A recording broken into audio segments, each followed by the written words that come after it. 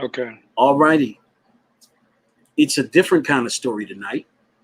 It's someone who's got a true story tonight, a true story that he's willing to tell. But the moral of this is that he's trying to get through a message to the young people. So before we do that, we're going to be doing music from a young lady that I had on my show. Um, Her name is Tangeray Haywood, and the song is called "This Kind of Love."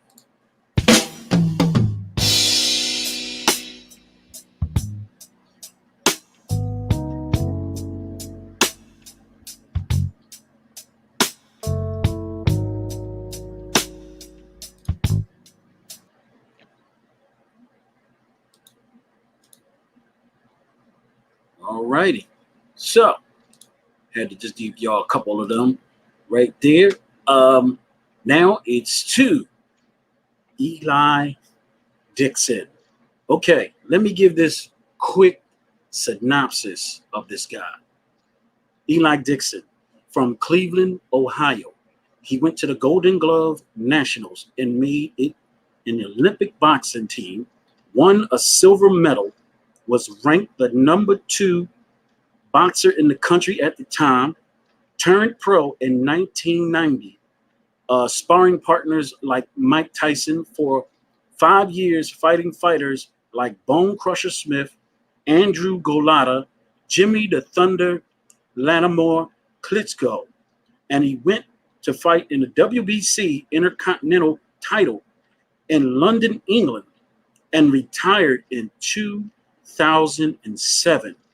He became an entrepreneur, getting a cleaning company called Elite Properties Janitorial, which tells you also he went from his profession of boxing and he took it somewhere else. He had another life going on, but this story is a little different.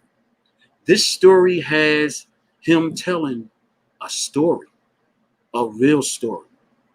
And his plight on this whole thing is that he's really trying to uh, get a point across to the young to understand, that this is how this thing goes, and it's by the powers that be. We've heard of that terminology, but sometimes people don't understand it does really happen. It's called the powers of be. So we're gonna let them jump in it. Once again, Eli Dixon from Cleveland, Ohio, a former Golden Glove National Olympic boxing silver medalist who was ranked number 2 in the nation. It's your turn to tell your stories, and man, they better be ready. It's on you. All right. All right. How you doing today? I'm good. I'm good.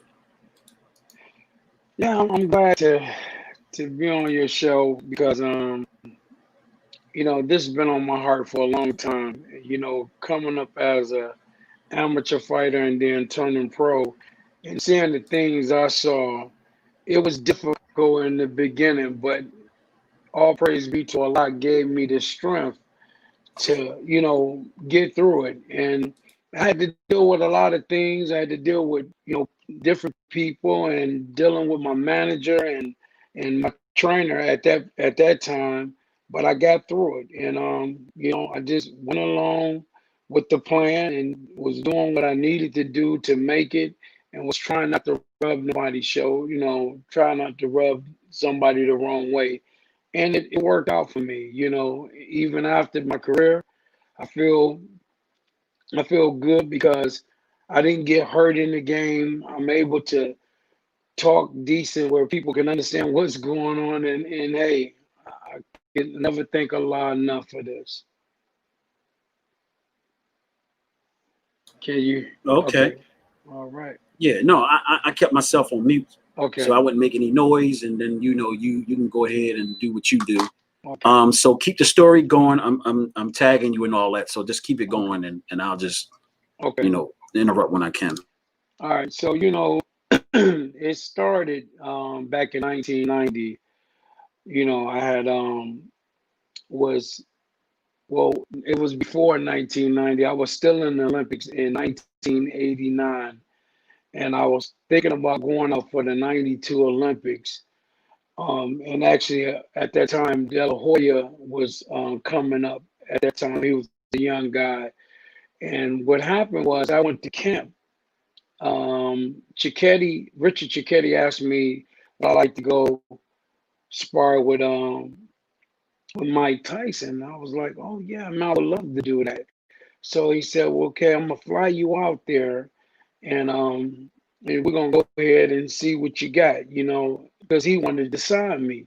So I ended up saying, hey, no problem. And he flew me out there. So me and Mike Tyson had I was kind of happy to see Mike because I didn't, when we fought in the national tournament, he had told me that one day, we'll get a chance to meet each other again, and I wish you all the luck. So I, gave him a handshake, and we gave each other a hug, and that was it, And I thought that he would still remember who I was, but when I met him, when they took me to camp, it was strange because when I walked up to say, hey, do you remember me? He acted like he didn't know me, so I just left it alone. I didn't say nothing. So Cicchetti at that time was training me, and he said, they said, well, we're gonna let this guy right here go in first. So Cicchetti knew that I was still an amateur and I was ranked number 2 in the country. And if I would have took money, it would have messed up my status. So Of course. he told them my name was Mike Jamerson. So it wouldn't, so I could get into trouble. But this is the story and this is the twist to it. I got in the ring with Mike Tyson the first time getting in the ring with him. The first round, I gave him extremely a real hard round. That first round, he thought it was luck, so he asked, could he go another round? Of Well, course. we went another round, and somehow by that time my confidence was even up there even more, to where I started shooting off a lot of combinations, fast hands, quick feet. I was getting out of the way, and I could stand toe to toe with him, and bang with him to where he wasn't hurting me, and I was just like thinking, okay, I'm hurting him, but he wasn't showing no effect. So the next thing I know, I went in the inside to kind of like go to the body, and he hit me with an elbow to the nose. So I turned around and hit him with an elbow. And they told, and one of the trainers jumped in the ring and say, what the MF is you doing, man? Like this. And I said, well, he elbowed me. And I said, in the nose. I said, so I elbowed him back. It was like, man, this is the champ. I said, I don't give a damn about no champ. So I said, he don't elbow me. So they let us, we just can't. By that time, they took us out, pulled us out of the ring. And that was it. So by that time, Cicchetti knew then, hey, look, this Eli is good.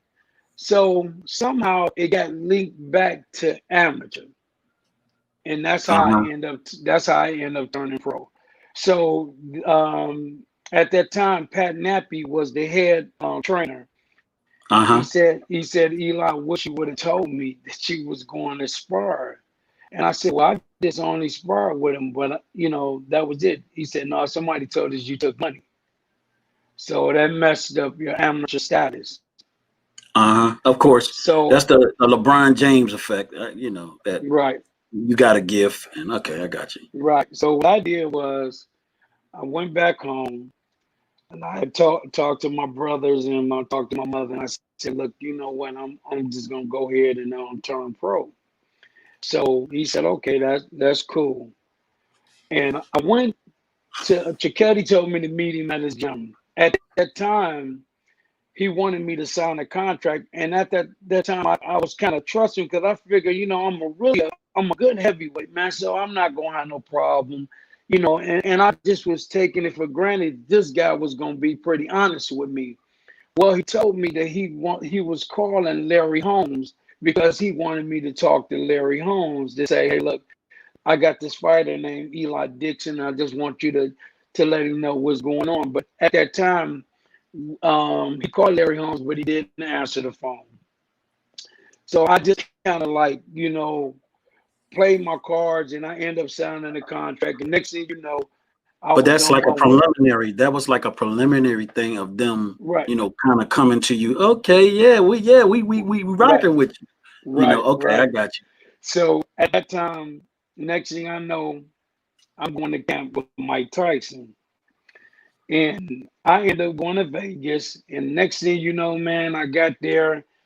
It was on Carl King, Don King. It was Oliver McCall, um, Elijah Tillery. I had a friend named Leroy Seals. He was there. I Uh-huh. basically brought him in because he used to box with me with amateur. And it was Hurricane Hadley, a lot of other fighters that was there. And I had a brother named Mike Dixon who used to box that actually came to the camp too. So we all joined up together.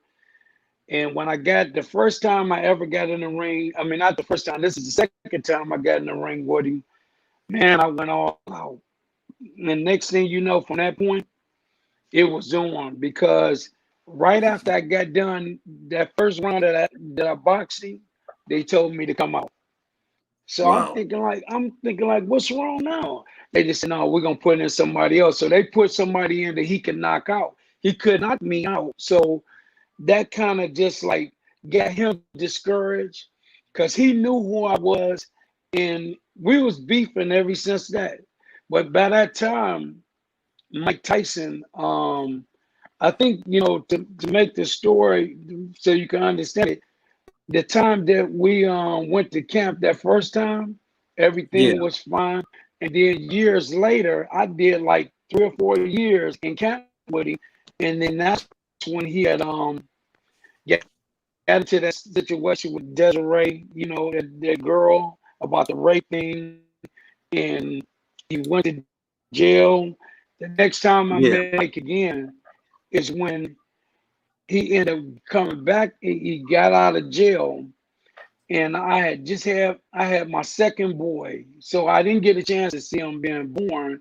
So they asked me, we need a heavyweight, and guess what? Mike Tyson, and they ended up calling me again. At this time, my son was being born, but I went ahead and went to Vegas. Yeah. Man, let me We got tell you what happened. before you I got in the ring. before you go anywhere, we got DJ International Records artist, but he's a A&R at IMG. Jerome Sinclair. So he's listening on now, and then he'll probably ask you a couple questions too. So you can finish Okay. your story. Once again, this is Eli Dixon from Cleveland, Ohio. He's here to tell his story. He was a silver medalist, Olympic boxer. He went to rank to number 2, and during the time that he was there, he turned pro in 1990. He was a sparring partner for Mike Tyson, and he's telling his story of his journey. And it's a different kind of story. It's not just that he's sparring; he's actually telling our true story of how things went for him and how they, how he was treated. All right, back to you. It's Elijah Dixon. It's your story, part 1. Okay. Yeah, you back on. Go ahead. Okay. So at that time when I came back to the camp, I got it. They went ahead and had all the sparring partners. They Uh put huh. me in. They put me in first. Now, so you can understand the story. Years went past. So Mike had went to jail when he came back. At that time, let me see. Make me just make sure because I'm older now, so I got to remember exactly what it was. No, what happened was he got beat by Buster Douglas and got knocked out. And that's how my coach ended up training him because remember, Cicchetti had Larry Holmes. Don King stole Larry Holmes from Cicchetti. And so he owed it, Don King owed him a favor. So he told him, he said, listen, man, why don't you train Mike Tyson? And that's how he ended up getting back in play. Now, don't forget, he turned me pro. My first pro fight I actually went in. He fought my first pro fight. I fought a guy named Kermit Fitzpatrick, who I beat 3 times in amateur. I fought him in Michigan. I ended up losing the fight because of my trainer was beating up the promoter in the locker room. I came when I got ready to fight. He had a twin brother named Bobby Cicchetti. So Bobby said, "Hey, look, man, we don't need to fight. Let's just go ahead and just do it another time." He said, "Oh, we gonna fight. We're gonna fight anyway." I ended up losing a split decision. So the next fight I had, I ended up I lost. I was embarrassed. It was all in the newspaper. Everybody was like, "Wow, Eli lost his first pro fight." But then I had another fight a couple months later, and I fought a kid that was undefeated, and he was like 8-0. And I said, "Well, why would you fight? Let me fight another guy 8-0, and give me like a tune-up fight." But he said, "No, Eli, if you could fight and you good like you say you are, you could beat this kid." And I knew I could beat him anyway, but it was just the simple fact I was embarrassed that I lost. So I went ahead and got down to 219 pounds. I was in good shape. I got in the ring, knocked the kid out in the first round, about a minute 22. Right after I knocked him out, a couple of weeks later, Cicchetti told me, "I'm flying you out to camp." And I ended up going to, Mike Tyson camp. I was in camp with him for about 5 years. And man, I was just so you know, frustrated because I wasn't boxing all the time. So I'm like telling Cicchetti, "Hey man, why don't you just go ahead and let me, when he get a fight, why can't you give me a fight?" He said, "Well, not right now," because he had an interest with Mike Tyson. He was making all the money. He wasn't counting. He wasn't worried about me. But what it was, if Mike decided to fade out, he still got Eli Dixon. I can bring him up the ladder. But don't forget, 4 or 5 years of my life is fading out because, I'm not fighting. So next thing you know, somehow Tyson ended up getting into some trouble, went to jail. And at that time, I told Richard Decay, "I'm leaving the camp." And he said, "Why? We under contract." I said, "Well, I don't care about us being under contract." I said, "I'm not having no fight because a friend of mine's back home was a Jewish guy, and he was a lawyer named Larry Weiser. He said, you're going to be 30 years old with 2 fights." And he was saying because he going to put your career on shelf. So I had to leave Cicchetti in order to get my career up and going.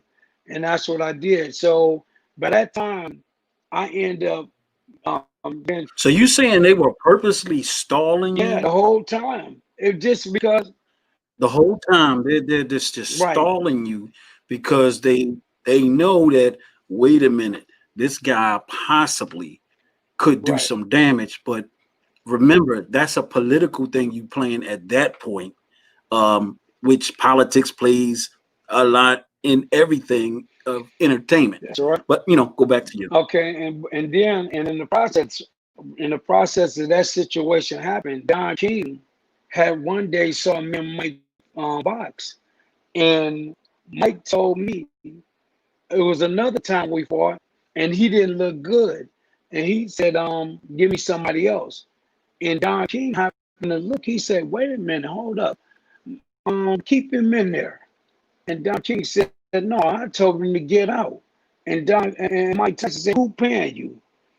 So I got ready to get out. I'm thinking like, okay, you paying me? Hey, let me just, hey, I'm the man that's giving me the money. I'm gonna be quiet because I was making at least $10,000 for each training camp. Just not even boxing. Maybe once every so many times that we went to camp. And it got to the point, I think, in all the years I was with him, I might have sparred with him about 4 times, and maybe. I don't know if it could have been 4 or it could have been 3. So next thing you know, let's kind of fast forward. Don King offered me a contract to sign. It was a blank paper saying, "Hey, look, hey man, I could do a lot with you. I can help your career out. But Richard Cicchetti already told me he's gonna try to steal you. He do the same thing he did to Larry Holmes. He did it to Larry Holmes, and that's how he snuck Larry Holmes and made Larry Holmes go with him, Don King. He did the same thing to me. So I told him, I called him DK. I said, look, I can't sign that. I said, man, I'm educated. I'm smart enough to know I need a lawyer to look over this. I can't sign that, DK. And he was like, well, this is your future. By that time, I was fed up. I was telling Richie, hey, look, Richard Cicchetti, I got to leave this alone. He said, but I got you on contract. I said, I don't care about you having me on contract. I said, I'm getting out of camp because I'm going to be a man 30 years old with 2 fights. He said, well, who told you that? Larry Weiser? Because he knew Larry Weiser had always was talking to me and was wondering, why did you sign with Richie when you could have signed with me? I left it alone. I left camp. And that's how I began my career from that point. I used to take fights, and by me having a one loss, I had a strike against my career. So I would go to different fights and ask them. I said, y'all need a fighter tonight? They said, you're a heavyweight. I said, yeah. He said, yeah, we'll fight you. He said, what's your record? I said, 1-1. So they thought they was going to win. Put me in with one of the best fighters. I knocked him out in the first round. So I had about 14 first-round knockouts, just like Mike Tyson had, because they thought they can beat me because they saw the one loss. Now my record is building up. And from that point, I ended up being trained by a guy named Abdullah Muhammad, who got my career going. And me and him was fighting all over. Man, we were fighting like, we'll go to Philadelphia, we'll go to North Carolina, South Carolina. He was just fighting me everywhere, saying that I got a heavyweight, blah, blah, blah. His name, Eli Dixon. They didn't know who I was. I was knocking them out. So by that time, I ended up fighting in North Carolina and for the guy by the name of Bone Crusher Smith. And they told Abdullah Muhammad, hey, man, we didn't want you to bring Eli Dixon. He said, well, I ain't had no other choice. He said, well, why would you bring him to fight Bone Crusher? We need somebody that Bone Crusher could, blow out. So he said, well, we'll pay you if he take a dive. I didn't even know what was going on. I'm saying, what you mean take a dive? And they talking about you taking a dive. I said, well, how much is he talking about giving me? Because at that time, I'm like, all I wanted to do was fight and win. But Wait. You shook me right there. It finally hit me what you just said. They're telling you just straight up like that now. They're telling me just like that. They saying, look, Eli, this is Bone Crusher Smith, but we gonna tell him that your name is Mike Jamerson. Mike Jamerson is a white guy. So at that time, I'm gonna get trapped because I see a large amount of money that I can make, and they ain't gonna know who I am. But check this out: a guy named Ross Purity was a heavyweight who actually beat Klitschko, knocked him out. His trainer knew who I was. He knew that this guy Abdullah Muhammad had this guy Eli Dixon, and after we was trying to rush out of the ring so couldn't nobody see me. Man, guess what happened? Eli Dixon, the guy Ross Purity trainer, said that's Eli Dixon, and that's how I got back to Larry Hazard, the boxing commissioner, and they suspended me for a month. And that's when I started seeing the way boxing was. I was like, wow. And I didn't even want to do it. I just got caught up in it because somebody said, you ain't gonna get caught. This is where it ain't no commissioners in North Carolina. Bone Crusher Bone Crusher trying to get another title shot, and he's just looking to fight somebody, and they using me as Mike Jamerson. But when they say Mike Jamerson, that could have been Mike Jamerson is white. That's how I got caught. I pissed. I was pissed as I don't know what.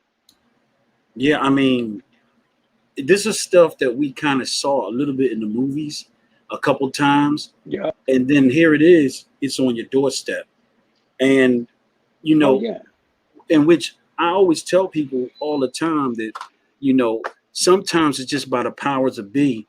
And, it's a big money loss, if it goes down the wrong path. And that's a political money thing for whoever they was rolling with, So right. You know what it was after you thought it was all about fighting and jumping in the ring. Oh, I got a chance to knock this person out. I got a chance to fight this person. That's what you thought. And Go ahead. Yeah, so that's what you thought. But lo and behold, you were on the other side of what the movies were kind of portraying a couple times, and then you lived it. So I understand where you're going with it. You can keep on going with the story though. Yeah, so it's so crazy because when I came back the second round, I told my coach, I said, "Hey, Abdullah Muhammad, I can knock this dude out." And he said, "I don't know, man. Don't do that." Yeah. He said, "Let's just go ahead and just get out of here because don't nobody know you." He said it was number whites there and blacks, and he was like, "Let's get in and get out." And he was like, "I hate I even put you in this situation, but the money that they was giving us, it was a win for you to be able to fill off $20,000 on a considered a 10-round fight. That was good. That's Yeah, of somebody that's course. like that's somebody like 13-0. I make about a $20,000 fight for a main event. Depends, anywhere from Mm-hmm.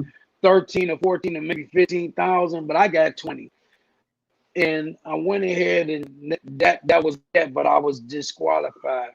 So at that time, I had nothing against Abdullah Muhammad because, it was just that it happened like that.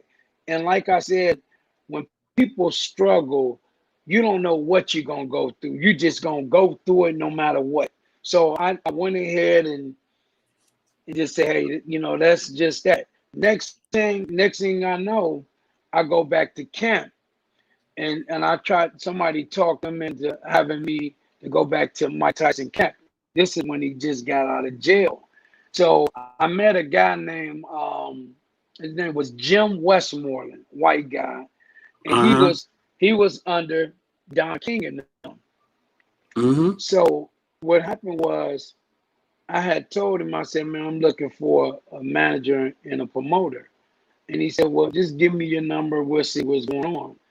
So when I got to camp, next thing you know, Mike Tyson, they took me to the gym and I had my clothes on, my boxing gloves, and so they was like, all right, you can get in the ring first. When I got ready to get in the ring, I saw Mike Tyson walking up and he was talking to John Horn, and John Horn at that time was a friend of his, and he was whispering in his ear. I don't know what he was saying, but he was like, no, I don't want to box him.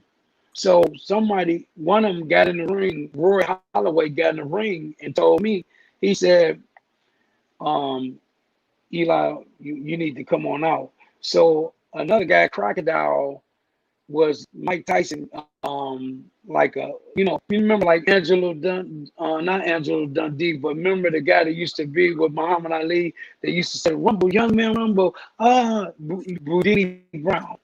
Yeah, He was like, it's going yeah, back, but right, that I'm quite sure you know who that person is. So right. So it was like, he was the one that took me to the airport. And he was gonna take me, and I said, "Well, he said he took me to the hotel, and then he said I could take you to the airport." I said, "Well, I got to find out if they're gonna pay me." Next thing you know, he said, "Well, I could take you to the MGM." My right hand to God. I said, "I'm gonna walk in there," and I was looking to fight him. I was gonna walk in and go sucker punch this guy right at the press conference meeting, because that's how pissed off I was. Of But course. John Horn and John Horn and Roy Holloway was sitting right next to him. So somehow they got to talking, and them two met me at the door. I say, Uh-huh. I said, I don't know what's going on, man, but I said, look, I need my money. And it was like, well, why don't you wait till you get to the hotel room? I said, no, I want my money now. By us being at the MGM, they end up going to get my money. I left. I never said nothing else about it. So next thing you know, by me having this manager that I had named Jim Westmoreland, he ended up putting a bid in for me to fight Mike Tyson, and had signed and had a contract. And it say pertaining that, they're saying that it's voided if Mike don't want to fight. Mike didn't even, he never took the fight. So at that time I was thinking like, am I gooder than what I thought I was? I mean, why is it that this guy won't fight me? But in my mind, I knew I was a good fighter, but it was just so frustrating for years, bruh. That was the most, I mean, it was so It took you frustrating. away from actually you doing what you was doing because Yeah, they had you second guessing and all that kind of right. stuff. Oh, Yeah. yeah. So It was terrible. So, me learning, just watching the game and seeing what was going on, I just said, I'm just going to focus on doing what I need to do to get ahead. But in the meantime, it's just like this. You got, the way the streets call it, you got pimps and prostitutes. And that's what uh-huh. we are considered in boxing. The body is not made to be beat on. But the killing thing is that, after your career, you want to make sure that you still can function the right way. But everything changed. They changed the dimension of everything in that boxing world. Because if you cross somebody, you're gonna be blackballed for the rest of your days. So I couldn't. When there was nothing I could do but just say, you know what, I'm gonna go ahead and do what I got to do. And then you look at TV and you see Mike Tyson and Roy Jones talking about making doing an exhibition or a comeback. And you know how many times I wanted to get on the internet to say, hell, I mean, if you could fight Roy Jones, I wouldn't mind fighting you now. Cause I know I still got enough to whoop on him. And I mean, cause you seeing him, shadow boxing and doing all this stuff. I'm like, man, I never thought Mike could beat me for real. Wait a minute, wait a minute, wait a minute. You saying you ready to jump back in the Man, ring? that's how mad I was. If that sucker would have said, I'll fight him, man, it's like this. It's so much built up in the inside because every sparring partner that knew that situation knew that I could fight. They know that everybody in the camp knew that I could fight. But the thing is, why is it that he would spar with them but wouldn't spar with me? But this ain't the only that's not the only person that did that. I got in with Riddick Bowe. I sparred one round with Riddick Bowe at Caesar Palace. And he ended up signing an autograph for my son. And he said, to Sage, the best of luck. And I ended up signing the other glove for my son. And I got the gloves to this day that Riddick Bowe signed. But we went only one round, and somehow they say, "Can you come out?" I said, "All right." And they paid me. It wasn't no beef. Riddick Bowe never disrespected me, but he shook my hand and said, "Good work," and went on about his business. Then guess what? I go to Lennox Lewis camp. Emmanuel Stewart said, I said, "Who is he fighting?" He said, "Ray Mercer." I went to camp, got in one round. What you think happened? They said, "Hey, Mm. look, Emmanuel Stewart pulled me to the side, say, Eli, extremely good fighter." He said, "But I don't need that kind of work right now. But I'm gonna pay you to stay in camp for the whole time. and he said Lennox Lewis don't mind paying. So I'm thinking, okay, that's cool. And the only guy that I can honestly say that did not mind boxing me every day was Oliver McCall. Now check this out. Oliver McCall was a journeyman for a long time. If he wouldn't have knocked out Lennox Lewis, he wouldn't have never won a title. He could punch his butt off, but when he got in there with me, I just took all of the power away because I wasn't looking to get hit. And I was a fast enough fighter to where I was on my game. But that game there, that boxing game, is critical. And I have to come out and say this because I missed my turn. I never sparred with Holyfield, but when it came to Michael Moore, I sparred with Michael Moore maybe 2 times. And when I started feeling like I got in with these champions, I felt like I could beat them. I just said all I need is an opportunity. And all I needed to do was train for 16 weeks consistent. I would have been a champ. Ain't no way in, man, all praise be to Allah. I know I would have been a champ if they only would have gave me a shot. But you know what? I didn't sign with nobody. And when you don't sign with the big money people, you're not going to get it. You're not going to get up there. And it's the stories that, I got so many things that I could talk about. It's just, it's a shame because at the end of the day, look at the fighters now. Holyfield, Riddick Bowe, you looking at Tyson. I'm looking at this man, you're supposed to be a role model, and you on national TV smoking weed. So, I mean, and it bothered me because you a role model. You was the youngest heavyweight in the world to ever won a title at 20, you had to be 21 or 22 years old to win a title. So, I mean, show honor, show some respect. And, that's what frustrated me to this day. Now, I'm not saying I don't like him, but hey, that's how it is. But this is going to make you laugh. I was talking to a girl, and her name was Wanda Williams. It's her family on Hot Sauce Williams in Cleveland, Ohio. I pull up over to her house, and I see a Ferrari sitting out in front of her house. I said, "Whose car is that?" Guess who was in the house? Mike Tyson. Wow. And man, he act like everything was cool, that we was the best of friends. He gave me a hug. He said, "I'm gonna meet you. I'm gonna see you in camp." But I never got called in camp. I never got called back. He was talking to her cousin that he ended up meeting. So I went through a lot with that situation. It's just that that game there, it was something else. But I got every check. I got every check that I had just kept from my records, because after my career, after I'm leaving camp, it was so crazy that I ended up on the RS, like $13,000, because they never gave us they never gave us a 1099. Don King never told us. So a lot of us was in debt because we didn't know what was going on. Thank God I saved all my money because I was able to pay it with no problem. So I didn't get caught up in that. So I always wanted to keep my life clean and settled, Yeah. Wow.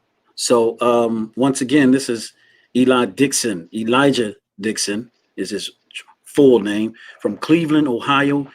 Golden Glove national, Olympic boxer, silver medalist. At one point, he was ranked number 2 in the nation, turned pro in 1990.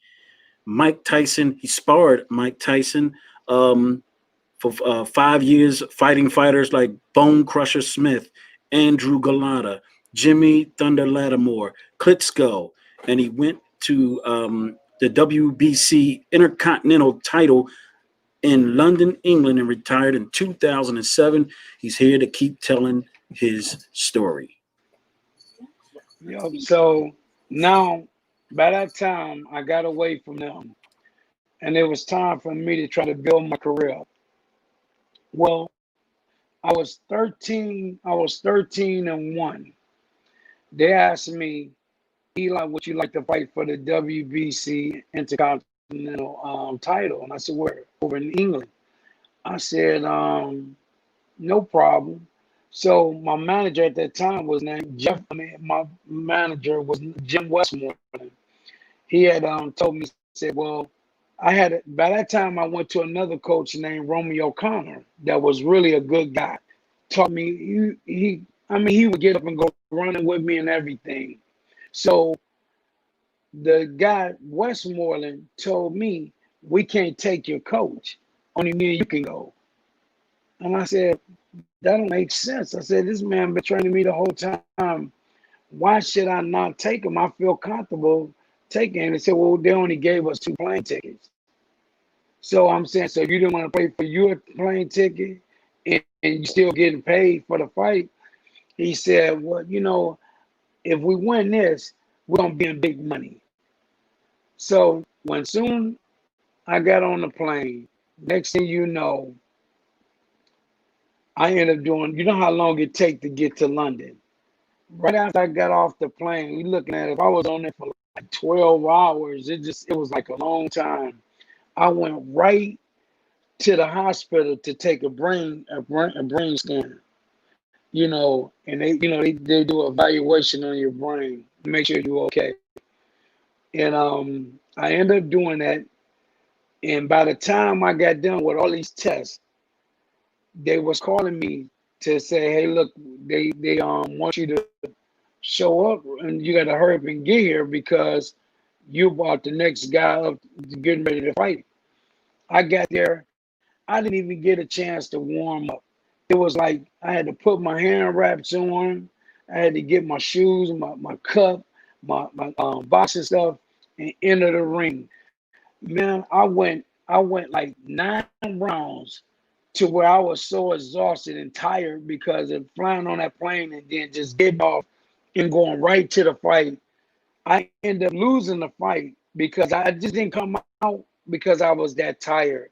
But they wrote in the papers the next day, this Eli Dixon made Pele Reed look completely ridiculous. They told him that they knew that Pele was not going to be no champion for a long time because they said Eli Dixon just was a really classy fighter, but he looked like he was out of shape. That's what they said. Because like over in England, if you 19 stones, that's considered heavy. So that means if you 250 or 260, that's like you're a heavy person. But if you like 14 and 15 and 16 stones, that means you're in the best shape. So they weight classes is different from our weight class. If you're 260 in America, you just eat good, you're just a big guy, you can carry 260 pounds. But over there, they want you to be at 14 stones, 15 stones, where 19 was considered out of shape. And they wrote in the papers that Eli Dixon, who was far better than this kid Pele Reed, but he was out of shape by weighing 19 stones. So I got the clipping. If you was to read the clipping, you will see how they looked at me as a fighter. As a fighter, they gave me the utmost respect. And I took the fight. I ended up, coming home. I ended up losing. And now they wanted to get me ready for it was Andrew Galata. And that was my next mission. And from that point, I just was like, I was in another test with Andrew Galata. Now this is very interesting too, because you got to know about this as well. My manager hooked the deal up for 17.5. I was kind of like curious and wait a minute. You mean this fight is going to be for 17.5? He said, yeah. I said, it should be a lot more. But I called a guy named Ken Adams who was he was living in Vegas. I said, can you look up how much it would cost to fight on USA, a main event? I'm the main event. Can you tell me how much it was? me how much it is. He told me, he said, listen, Eli, that fight is more than $100,000. I thought he was kidding. Next thing you know, we end up fighting. I went back to the, I was already in the locker room because they had a locked door. You couldn't get out because they wanted to make sure couldn't nobody get in and get out. Next thing you know, when a guy came in, a promoter, I told him I wasn't fighting. He said, why? I said, because I heard the fight is for more than 17.5. He said, but your manager was the one that decided that. I said, no, I know how much the fight costs. And he said, well, you got to take that out with your manager. I said, well, I'm not fighting. So I ended up getting paid. I said, listen, all I need you to do is pay this trainer. It was another guy named Bob Davis that he passed away, but he was from Cleveland, Ohio. He had a son named Push that was a good fighter too. So I went ahead and told them, pay him, and I'll pay my manager. And I ended up taking a bigger amount of money home. But when I got in the ring, next thing you know, the first couple of rounds was cool. And then the referee started looking at me as like, we're going to, you holding, like I was going to get disqualified. If anybody looked at Andrew Galata fight, yeah, I came in weighing 298. But they was looking to really disqualify me because I got that money up front. And the only way that they could not pay me that money is disqualify me and to make it look like I threw the fight. So what I did was I waited for them. I went at least 6 rounds. And next thing I know, I'm trying to get this man to hit me to the body so I can go down on one knee. And I almost made a mistake and went down too early, but I had no other choice. So I went ahead. He hit me with a shot. I delayed and went down to the ground. That's how I got paid. But in reality, they were going to take the fight away from me. So by this time, I'm frustrated with this boxing world. And I'm sitting up there saying, like, man, if you ain't with the right click, you in trouble, especially for a heavyweight. So the only rumor that they could talk about was he came in out of shape. Eli Dixon came in out of shape. I'm sitting up there saying, if Butterbean can fight on on HBO, 4-round fight, and y'all put this fat white guy on TV, and you don't want to put me on TV because they said they'd rather see me be in some shape because they knew I had fast hands and I was quick for a big man, and they didn't want me to upset somebody at that weight. Now remember, you got guys now that's younger that can fight and they big and got fast hands and they can do the same thing. So boxing is political. If you ain't smart and you don't know how to fight, then you're gonna be an opponent. But if you can fight, even being big, it don't make a difference. Things can change for you. It's just like now the heavyweights today are about 6'6", 6'7". When I came up, the average guy was 6'3", 6'4". Yeah. I mean, you definitely got an incredible story, and I know these stories can keep going on and on and on, and it's telling people. But you did tell me that this story, there's a moral to this story, even though you're going to keep going on with it. The moral to this story is, to kind of teach the youth that this thing is by the powers that be, and and it's obvious that you were more than capable of becoming a bigger boxer during that time. And now you're just trying to say, you're doubling down and saying, look, I got to tell this story, man, because it's been eating me up, in my life. And, it's nothing like you feel like something is on you and you can't express yourself, because they always say the United States is the home of the free and this, that, and the other, but you just felt like you wasn't free at that time. And Right. you found out it was a political game, is obvious, in boxing. And remember that thing got something to do with them numbers. So continue on with your story. Right. So by that time, you know, I'm looking at the boxing world so messed up, and I just said all I can do now is finish out my career and do the best that I can do. And to let people know what was going on, being a heavyweight and the money that you can make doing what you're doing Yeah. is you just got to play the game. Well, I had another fight. It's called Klitschko. I went over to London, Uh-huh. and not London. I went to Germany. Next thing you know, when I got there, I made sure that I was going to be in some good shape. I mean, at least Uh-huh. lighter than I was when I fought Galata. So I got down to about 250 pounds. I still was kind of heavy, and I was like, Yeah. okay, I could beat him. That guy don't impress me. The same guy that beat him was Ross Purity. That the guy trainer told them that my name was the Mike Jamerson guy when I fought Bone Crusher. So he Yeah. had ended up knocking him out. So they needed a win to be able to get him back on track. That was me. Well, when I went to the hotel room, the promoter told me, he said, listen, he said, Eli, when you go in, I got a note on your desk. Check it out and give me a call. When I got there, it was $50,000. Wow. So I'm sitting up and I'm saying to myself, like, um, when you not saying I never had no money, because let me tell you That one was thing fifty about thousand dollars. A lot of money back then, though.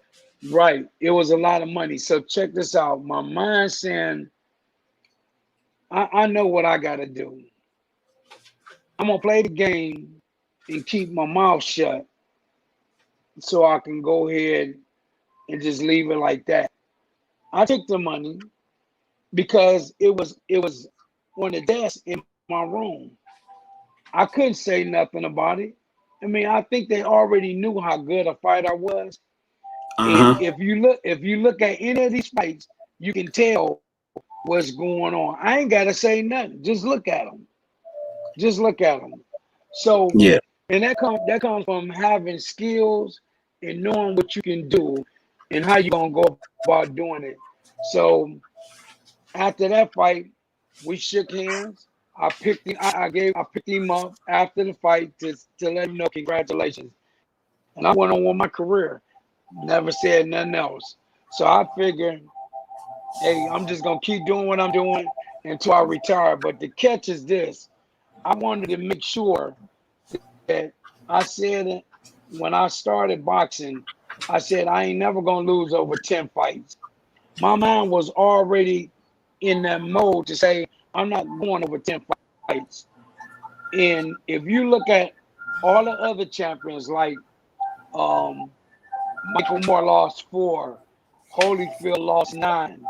I mean, Uh-huh. Holyfield lost like 8. I lost 9. Tyson lost 6. Lennox Lewis lost. It still was similar. It Like was right. So that's it what I, still was similar. that's what I'm saying. Yep, it still was So similar because they started losing later on in their right, careers, and it's funny because you were only like 2 victories away. I mean, 2 losses away from what they were doing, and remember, you said you had 14 knockouts, so you right, definitely should have had a bigger name for yourself. Somebody knocking people out at 14. I don't care if you fought 30 times. That that's means you right, had 14 before that, which means right, basically you was clocking them out of here. You know, right, and I mean, we could say whatever. That just sounds like it wasn't political for you. That's what it comes down to. And of course you didn't. You were just trying to go for victories. That's what you were trained to do. In Right. fact, Yeah. when you wanted to do it, you just wanted to win because that's what you thought it was all about. Yo, win, win, win, win, and that's how you get paid the bigger days. Oh yeah. Those all those boxes that you were talking about are 100 millionaires. Yeah. They made hundreds of millions of dollars, and of course, in the record books, all of them look really good in the record books. Mhm. And it's just a shame that it took you this long to kind of because I know you just really wanted to tell this story and you really needed to tell a story for your soul. You know what I mean? And Right. because you missed out on so much. Oh yeah. And you would have Absolutely. been on a different kind of paper if that was what it to be. So you can And continue on with your mm, stories. and I'm glad that you said that because the thing is when you're around millionaires, they got the money to put you up to do what you need to do to get to the next level. I kind Of of course. avoided the millionaires because I believed in this coach. Chiquetti had all of the connections. And when I mean he had all the connections, anytime you could train Larry Holmes, and Larry Holmes is the baddest fighter, he almost was the first one that was would have been undefeated if he wouldn't have said what he said about Rocky Marciano. Yeah. So it's just kind of letting you know that the boxing game is a political game, and you got to play it. And what really kind of touched me was that I have to tell the younger guys what's going on. Now, I will tell you this: after I was trying to, I was getting to the point I was gonna fade out, and I can honestly say the 9 fights that I lost, I can say in my heart, I don't think none of them beat me. I know what it was, So you and basically went through the whole. You never hit the ground. right. But check this out: the one time that I ended up hitting the ground because they gave me 50,000. And Oh let man, me it tell you, gets. look, but Oh man, he said the only it was time I hit the ground is when they gave me that bread. Oh man. right. Look, so it was just that you know I it's so tripped out because you hate to say this, but I didn't come from a poor family. But what I saw was that after your career is over with, I didn't want it to be hard for me. If you can understand what I'm saying, is that Oh yeah, yeah, yeah. Of I course. I had to kind of make it like I wanted to outsmart them. I wanted to be different from every heavyweight that came up.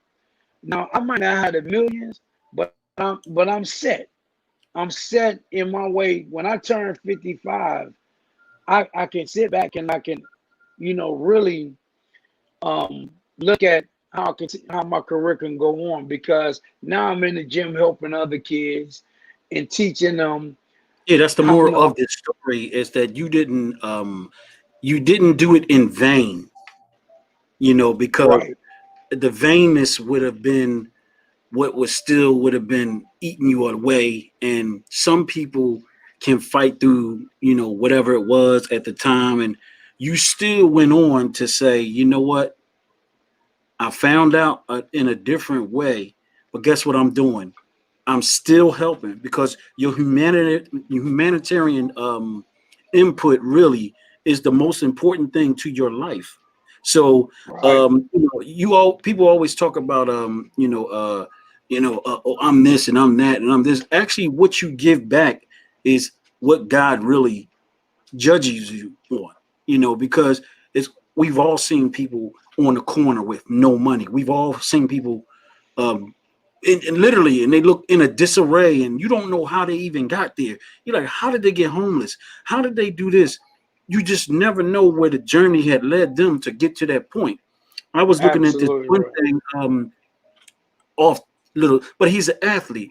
So I've been a PA announcer for a lot of the leagues. I've been a professional PA announcer, so I'm really a guy that they can come to, and I'm dribble drive. I'm one of them guys. So I've Right. been doing that all these years, and two NBA players that's playing on the Lakers right now, I did their games. When they were young boys, like fifth grade. So that's Dion Mm-hmm. Waiters, and that's I think it's Markeith Morris. They twins. One went to the Clippers, and the other one played with the Lakers. But I can say that I was a part of them coming up from the fifth grade. I saw them in the fifth grade. I even know their agent and everything.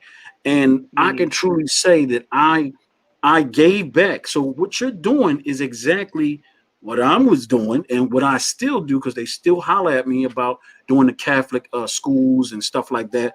And I've been doing that for years, dude.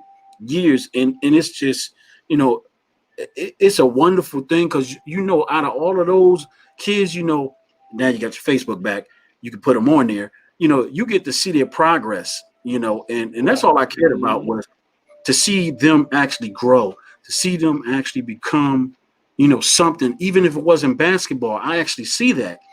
When I tell you, I did the Carmelos, I did J.R. Smith, I did the Tariq Evans, a lot of the big guys. If it was in the last span of 22 years, I was a part of seeing them play at one point. And Right. so you doing your diligence and everything right now by actually, reaching out and helping, because that's what God is really going to judge you on anyway. What you do with your great deeds, what you went through was something else, so. Right. And I think that now, looking back at in my career, I look at Oliver McCall, I look at Riddick Bowe, I look at um, Andrew Galata, and some of the other top elite fighters. And they all A were lot heavy of them, hitters and in Navy. yeah, and Yeah. then let me tell you, when Ray Mercer, I heard a rumor that Ray Mercer don't have money. I heard a rumor that Oliver McCall don't have no more money. It's a rumor out here that um, Buster Douglas is working a job. And look, don't get me wrong. I don't right now. I did the same thing too. In order to survive, yeah, I got a lot more money. It's like working a job now is not affecting me like it would affect somebody else. You know what I'm saying? If Yeah. somebody got on my nerves, I can say, you know what? Hey, I could leave this alone. It ain't hurting me. But I just can't. I don't want to be a lazy person. I'm the Of type course of you don't. person. I'm just. I got. I got the kind of heart that I'm gonna keep going until the day I die. And Yeah. it's a trip, and I just You probably look. play that song from the Gap Band, Early in the Morning. That one song, man. He not talking about getting up early in the morning for that, but the lyrical content, of that early in the morning. Yo, Yeah, that song right there is a motivational track for me early in the morning. But back to you. yeah. We're So going back to you. I just now looking at all of this, and I'm really, trying to collect myself. And when I saw that Mike Tyson thing, it bothered me so bad because I got two guys at my job, a guy named Mark Baker and another guy named Johnny. And I tell them the stories about me and Mike Tyson. Uh-huh. And they always saying, Eli, man, I swear to God, I think anybody could just say that you was in there with Mike Tyson and blah blah blah. And they really don't know the story to it. I said, well, once you call it, I said, once you get on Facebook or get on YouTube and I see if he want to fight me. Because that's how mad I was at that time. But Hmm. all I wanted to do was it was a in the beginning, Mike Tyson, I consider what he was one of the baddest fighters at one time. This is a I didn't knockout have no artist. beef. He was Yeah, a I knockout didn't have no artist. beef. Ooh, Yep. man. And and I didn't have no beef with him. But what it was, I think the way he was getting treated made him have a dishonest heart when it came to other people. He just felt like everybody was trying to use him. It changed his personality. Mike shouldn't have never went to jail. Mike shouldn't have never went through what he went through, talking to people on the in interviews in any kind of way he wanted to talk. He made a bad name for himself, so he made it look like he was crazy. So, but it comes back, it's payback. No, no, All no, of no. the, The media made it look like that. yeah, the media. Well, absolutely Yeah, right. And yeah. and so I never got a chance to sit down and talk to the guy and ask him, hey man, what what is it that you disliked about me? And I really believe he'll probably say it was nothing. But we never had these conversations, because I felt like I would have still took a chance of fighting him just to know how would it, I mean, if it would have turned out the way I wanted to turn out. Because at that time, I ain't never want to be the man as bad as I wanted to be him. And was I going to act like Muhammad Ali? Heck yeah. Was I going to mimic some of the stuff that Muhammad Ali did? Yes. Because I wanted him that bad. I Yeah. felt like that. But that's, But like I with how said, things, but you've changed. You might have still that little burning desire to fight, just probably Mike Tyson at this point.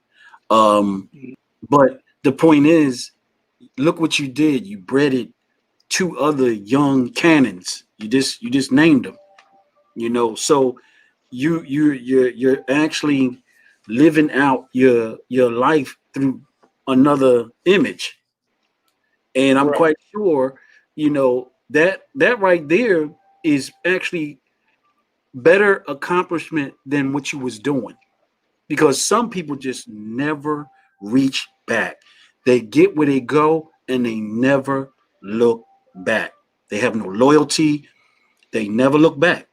And it's always good to have a good soul on this earth than to Oh, have a yeah. bad, because Yep. that day is coming for everybody.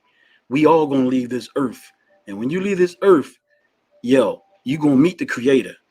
And you better That's be right. ready, because he gonna ask you, well, what did you do? Right. Because like I said, I have been wanting to get on Facebook, and I was like, This is only if part one, just to let you yeah, know. this is right. We're gonna retool and get this. We talked to a couple people. There's a couple people inboxing me. Let's see what we can do to bring this to life. Because Right. this story, this is not made up. This is somebody who went through something on a totally different level. Although it's funny, we have seen movies that said this. It's funny how they can infiltrate that in a movie, and it actually is really happened. It's just a matter of who's willing to open their mouth and tell that story. So what we're gonna do is, this is part one. I'm gonna schedule you another day to come on. Um, and big shout out to Pink Money, Zephyrin Daniels. Big shout out to Sonia English, Road to Stardom. Big shout out to Jerome Sinclair, DJ Powerhouse Paul. That's Slow Time Entertainment. This is just part one.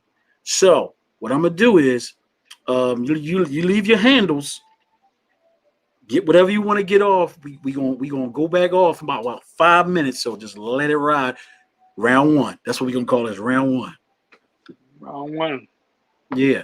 So just give them your handle, your Facebook, you got an IG or whatever. I'm quite sure you're gonna get some people hitting you up. And by the way, we were streaming on Facebook Live and YouTube live stream. So this was actually running in real time on both platforms. So once again, we're gonna get it back together, and who knows, we might can bring this story to an absolute reality. You never know. This is Eli Dixon.